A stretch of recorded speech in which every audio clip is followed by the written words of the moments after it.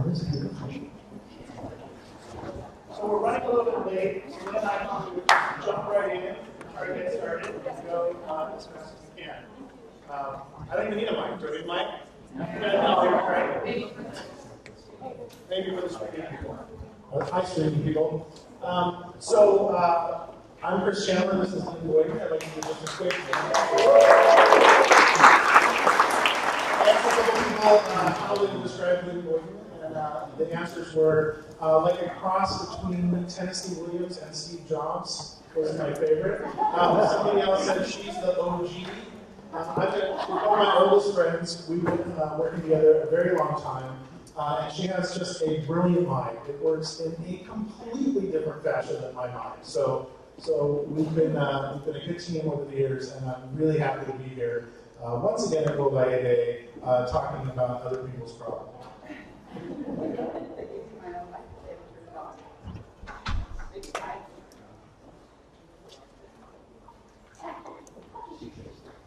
I'll just use yours for now. Gosh, I don't know how to top that. My notes just say that this is my good friend Chris Chandler, who I've known since graduate school. He asks really good questions, and he's been my best peer mentor since 1995. So that's like since before both of our kids were born, and some of you. And some of you. We've gotten each other jobs back and forth, and so we're here today to share some of our secrets about peer mentoring and how to leverage other people's problems and to make you look good. So mentoring is a really interesting topic, partially because I think it's something that we all think we know what it is, but how many of you are against mentoring? How many of you think mentoring is a bad idea? Right? Nobody. Well, okay, Gary. And he's right. He's a terrible mentor. Just kidding. As you all learned, he's a great mentor. But so when we started talking about mentoring, Lynn mentioned it already, peer mentoring. Lynn and I have peer mentored each other and laddered each other up over the years. I'm sorry, I'm stepping on her talking points now. So I'll just. When we started to do this. Thank you. Well, I want to talk about who is mentor. Where does that word come from? Does anybody know who mentor? Mentor is a person. I'll say that. Does anybody know who mentor is? So, how many of you have read the Iliad or the Odyssey? All right, good. There's some hope for Western civilization still.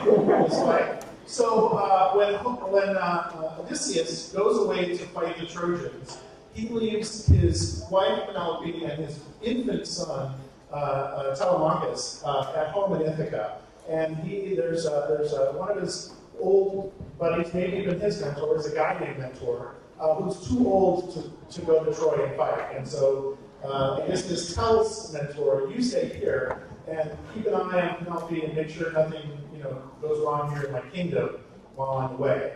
Well, if you read the books, you might know that he was away for a little bit longer than he planned, something like 20 years. So the interesting thing is, so Mentor tells Telemachus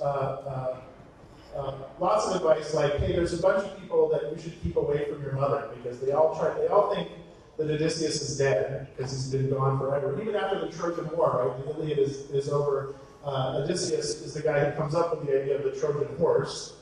Just so you know all about it, even if you haven't read books. In the Odyssey is the story of his 10-year journey back to Ithaca, and he runs into the Cyclops, and Circe turns a bunch of his companions into pigs, and we've all heard these stories. But while that's all going on, poor Mentor is trying to help Telemachus and Penelope save the kingdom of Ithaca, and does a terrible job of it. He's actually kind of bad at being a mentor. But the thing that saves him is that the goddess Athena, the goddess of wisdom, Odysseus is one of her favorite people. And so she shows up as mentor several times to give good advice. Mentor sort of like doesn't really give good advice, but sometimes Athena dresses up as mentor and gives advice. And gives better advice. But that still doesn't explain why, 2,500 years later, we like to talk about mentoring. And so as I was doing some research on this, I uncovered another gem. In 1699, a French bishop published a book anonymously called The Adventures of Telemachus. And he worked in the court of Louis XIV, the Sun King, and he wrote this book where Mentor Telemachus traveled around the ancient world, and Mentor basically rails against kings and authoritarianism and unfair taxation and crushing the peasants. So Louis XIV has him slightly exiled when they figure out that he wrote it. But that is actually the reason why we have this idea of mentor as somebody who does good, who helps the young Telemachus learn about what's good in the world.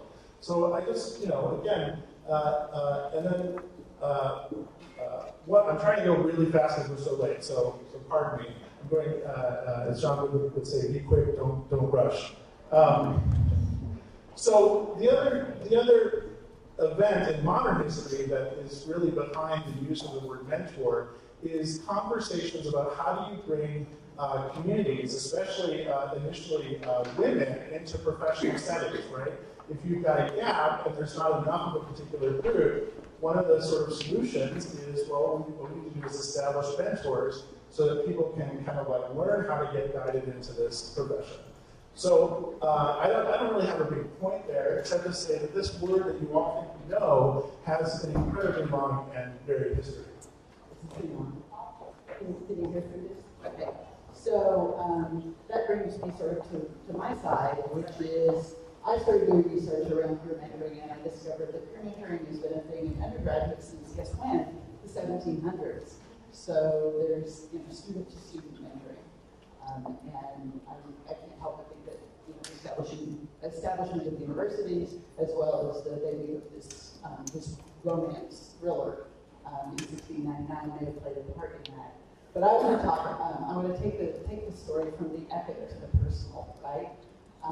In 1995, I was a new student in a graduate degree program, and I was also working in the School of Urban Planning at UCLA. Yay, UCLA! And I met Chris Chandler there, who was a student working on the same grant that I was working on. And I used to sign some sheets. You knew that was coming. Every time. But the internet was also, this was 1995, and I'm going to say 1997, we just downloaded our first browser in 94.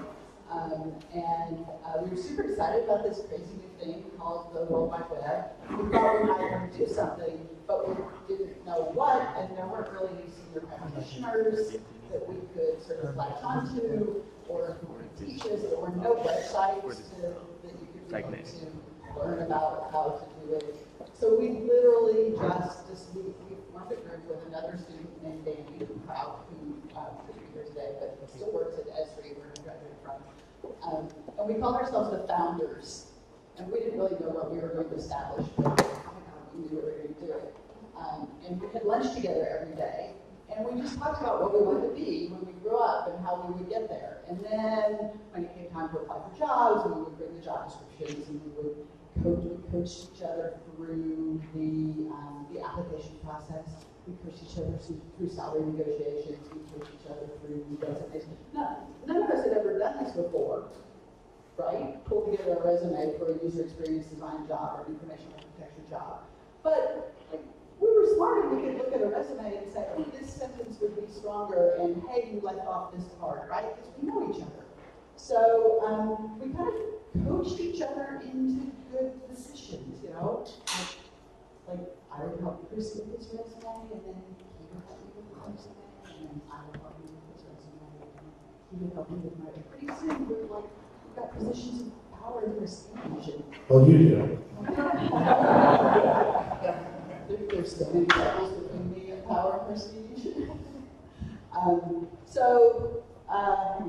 Let me switch cards here. So I'm here to talk about what I call the 3 pillars of peer mentoring, right? And if you go to my career profile, you'll see them there across the header. So the first one is safe table. And I'm going to talk about them individually. So the safe table means that at the table with you and your peer mentor, whoever they may be, you can ask anything You can say anything. The respect is there. You can acknowledge an ignorance, right? There's no shame in ignorance. There's shame in stupidity and there's shame in willful ignorance, but in acknowledged ignorance, that's just something you don't know, right? But there's also respect. There's respect for the time that the other person is giving you and that you're giving to them. There's respect for the effort that they might make for you. Let's say they write an email introduction to somebody that they know that you should know. There's respect for that.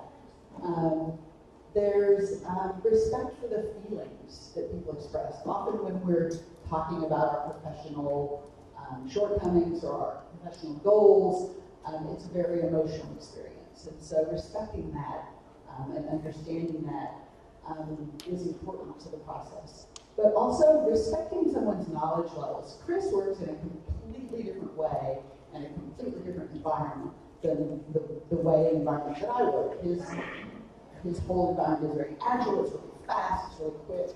I work in an environment that's it tends to be a little slower. It moves at not even at the pace of business. And so we face different challenges, but because we're in those different environments, we have different perspectives that we can bring to bear on other people's problems. And then the flip side of being able to ask any question is that the answer that you get is honest, straight, true, even if it might be not exactly what they want to hear. But that's what the mentoring is about. It's about expanding some of these boundaries a little bit. So that's safe table. The next one is share the love. So the thing to realize is, I'm supposed to go faster. Okay, share the love. It's not a zero-sum game. Just because you mentor somebody into the job doesn't mean you're not going to get a job. I mean, if you're both applying for the same job, that's challenging, and it's a topic of another talk. That's happened. I think I got it. Yeah. But the other thing to know is that you can pay it forward. Like, if Chris does me a favor, I don't necessarily have to pay that back to Chris, right? I can pay that forward to one of my students, or I can pay that to a colleague, right? We're all in this together. And then the other thing about sharing the love is one-to-one mentoring is awesome, but it's not the only way that you can share your love. You can present at conferences, you can go to meetups, and you can teach, you can write, you can refer people, you can take questions. There's a huge variety of ways that you can share the love. And so I want to exhort you to do that. And the third pillar of peer mentoring is that time is a dimension. So think about the long game. People ask me what my parenting style is, and I say, those kids are going to pick my nursing home. So think about it in that context. You're playing a long game. The network is wide, and people will talk. The network is deep, and people will remember the bad things and the good things. And then the last thing to remember about time being a dimension is it's not really who you know, it's who knows you. Right? Chris, it's up to you. How do you Well, so the topic is other people's problems, and we all know that other people's problems are much more fascinating than your own problems, right? So and easier to solve. Well, so there's a traditional mentoring model, and Marcella referenced it earlier, and I've got nothing against that. But I think that it undersells the value of what we can do with each other. When you give someone advice and help them, you are actually tapping into a universal property. So even if you don't know anything about the domain, if you are helping someone, you will find that answers flow through you. You will find if you ask the questions. Can I give an example? Sure. There's a data visualization artist named Noah Linsky. And at the IA Summit in 2010, maybe, I was sitting in the peer mentoring booth, and he stopped by and he said, I'm not really sure if you can help me, but I have a lot of questions. So he dived deep into all of the questions, these existential questions about should I go to a PhD program and should I pursue a career in this? And I had no idea, but I just asked him some questions like, why does that interest you? What do you think you want to do with that, right? And now it's on my card. Hang on a second. Okay, take it. Go ahead, Thank you.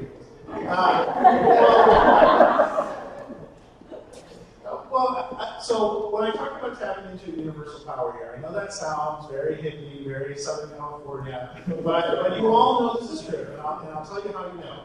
Have you ever asked anybody a question and been amazed at how much advice they were willing to give you back? How many of you are in long-term relationships, for example? Something that I learned in 31 years of marriage is that oftentimes when I'm asking or talking about my problems, I actually don't, the flood of advice, either way, or when my wife is asking me about her problem, like it's so easy for you to answer somebody else's problems. You know that, right? It doesn't even matter if you know nothing about it. You will be able to channel and answer. So the whole premise of this peer mentoring thing is that you can tap into this universal field. And I believe the heart of it is because you're doing something for someone else. When you're trying to solve your own problem, you get all mixed up in here, right? About like, we're in the future, we're in the past, you've got all your competing goals. But if you do something for someone else, it's so much easier. So the key, so you all have an index card. The other thing you should know about Lynn and I is that we're fundamentally lazy. And every time we decide to talk anywhere, the first question is, how can we make the audience do as much as possible so that we can do the least amount possible? And never let it be said that we didn't do the least we could do. That's true. That's my brain's way of interpreting it. So on your index cards, what I want you to do is write down a question that you need help with. Is it something you're struggling with in your job? Is it something, I'm going to give you some help, because I know that's cold, but think about something in your professional life that you want more of. I want to do more of this. Or less of. Think about something that you want to do less of. Think about some, these are all just tricks to get you to write down one question. Just everyone to write down one question. And think about where you want to be in a couple of years, right? What's your perfect career day in 5 years? Let me give you all a second to write it. And then one by one, you're going to ask us, and we're going to tell you the answers. No, just kidding. All right, looks like they've done their writing. So, you're all going to help each other, and I want to give you some tips for how to help each other. The first thing is, if you don't understand anything about the problem that you're being asked, you should ask a question. And what's the simplest, easiest question to ask? Why? Why? Right? How many of you have heard about the technique called the 5 whys? This is actually crazy, because you can do this. If you ask why until, it doesn't always have to be 5 times, sometimes you get down to it, but you keep asking why until you reveal the underlying fundamental issue. The other thing about other people's problems is half the time the people already know the answer. They're just looking for confirmation, right? They've already thought it through and they know everything about it. So, everybody got a question written down? All right. Now what we want you to do is turn to your neighbor, somebody you don't know. Yeah, somebody you don't know. Turn around. Yeah, and so one at a time. First one person asks the question. One more round rule. One more round rule. When you ask the question, sorry, I should party foul, I should have started there. When somebody gives you an answer to your question, your response should be, thank you very much for that response. Okay? So we're going to do this for 5 minutes. I'm going to blow the whistle, and then you're going to trade action. Okay? So, ready? Go!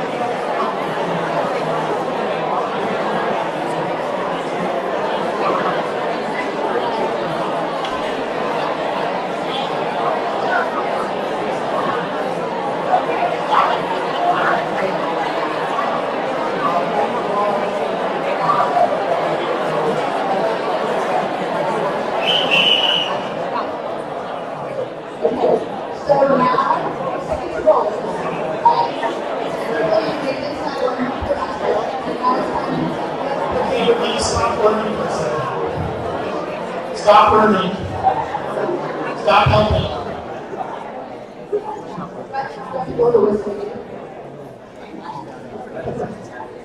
Okay, now do it again. Switch. Go. Talk to somebody else. Switch. You can turn my person Switch.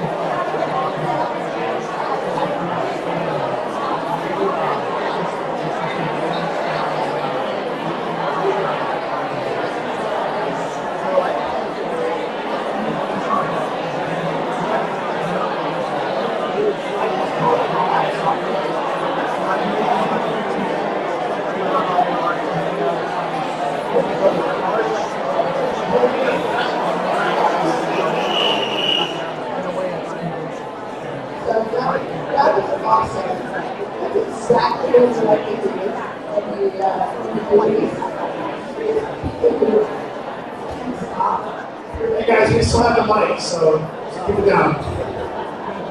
So, the original schedule, like the way that we did this, was we were going to do another round of this, but we were running a little behind schedule, and so we were regarding it as our sort of the Lord's work to get us back on top and get you in front of lunch on time. So we're gonna can that last little bit, but I have an exhortation and then a couple more comments, and then we want to take questions. And then so the exhortation is let's talk about what we just did. What was easy? Who would like to share their experience? What was easy? Was something easy about this? I would say that listening to the other person was easy and hearing what they had to say and getting invested in the usual stuff. Yeah, excellent. There was one of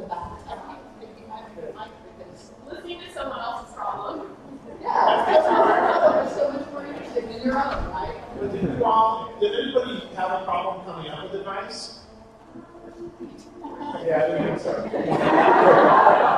What was hard? Was there anything that was hard?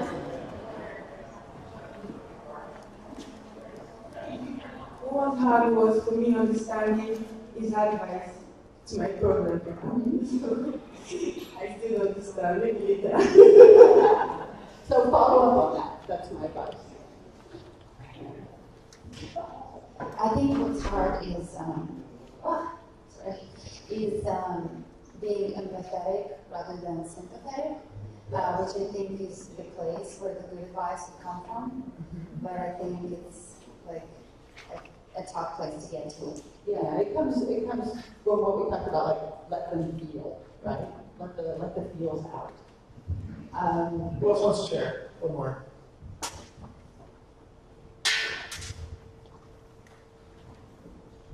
I found it a bit hard to give advice in 2 minutes without knowing specifics of the situation. So I guess you can make the advice as general as you can, and yes, it'll work in some cases, but without knowing specifics, after a long discussion, it's really hard to give a targeted advice.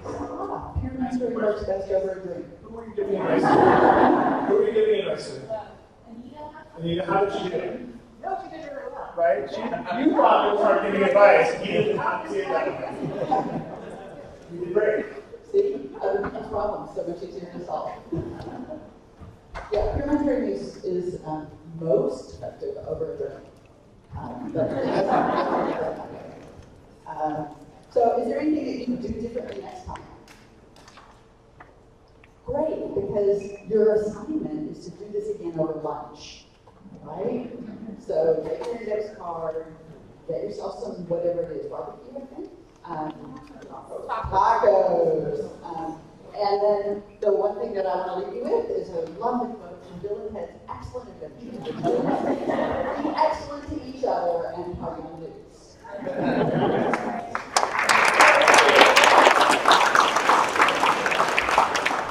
You have questions, you just want to get lunch, right? That's a good question.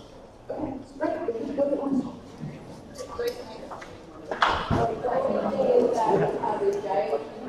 So you guys have talked about what happened in this mentoring activity.